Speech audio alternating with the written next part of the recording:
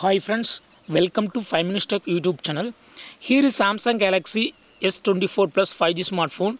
In this video, you will learn how to turn off floating keyboard in your phone Samsung Galaxy S24 Plus 5G.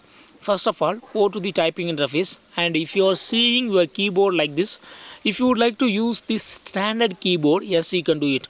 What you got to do is go to these three horizontal dots here and click on here modes, and here click on standard keyboard. Okay, it is in now floating keyboard, so that the keyboard is appearing like this. Okay, so if you would like to use proper keyboard, click on standard keyboard, so that keyboard will restore to this appearance. Okay, so in this way you can easily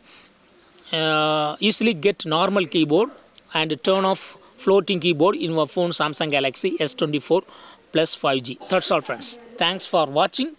Bye bye bye bye bye.